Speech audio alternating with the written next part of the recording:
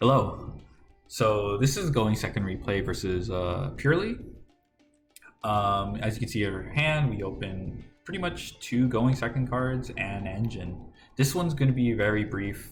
You just have to pay attention to what Purrely's doing and then find the right time to strike. So they activate Street, and Street protects from special summon monsters.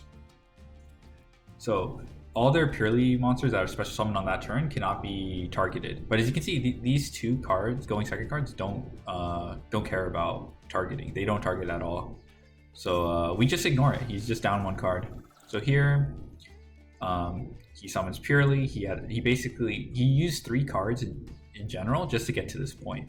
So Purrely will likely pay him back, but we just let this go because it's pretty likely that after the next activation, he's going to have the gamma is going to go in. So yeah, Purrely adds a card, good kitty.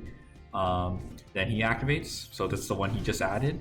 And then let's see what he discarded. So Imperm and Crossout. So he doesn't even have his discard engine online if he does play it.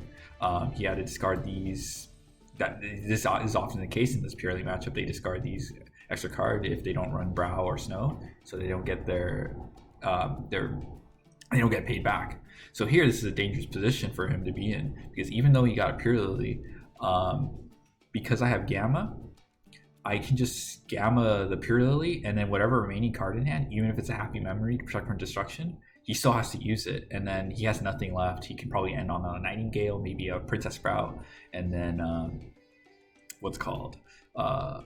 hope to top deck a card. Maybe if it was my friend Purrely, he could do something, but if it was my friend Purrely, I feel like he'd activate it early. So it doesn't seem like this card does anything.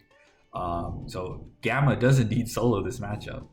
As you can see, Gamma activates, and then immediately after this moment, he's gonna explode. So I'll just get that out of the way. So I end up winning just because of a single Gamma.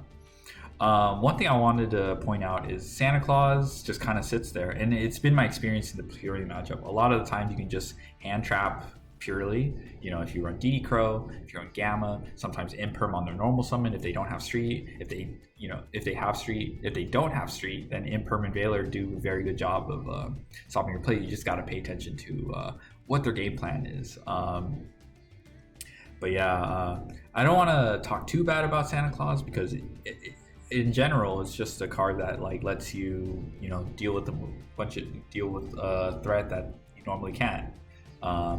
Access code can't always deal with all the threats. Santa Claus can be there to make life easier for you. But I think I'll say maybe there's an argument for playing another hand trap over Santa Claus, because they're gonna have more hands that open multiple hand traps, so you have more chances to stop their plays versus having one hand trap. And I feel like you're not always gonna be able to stop a deck with a single hand trap. But then they're going to be able to build a slightly bigger board because this Santa Claus in hand doesn't interrupt them on their turn. It kind of sits there. They got hit by one hand trap, and they get their board is not as toned down as if you open two hand traps, where you can kind of minimize the board they kind of make. So I mean, it's a little maybe it's a little confusing concept as I verbalize this, but yeah, just let me know if there's I can go into more detail about this concept. But this is not to rag on Santa Claus, but I'm just saying, in my experience, it just sits there in hand, and the hand traps just do all of the work.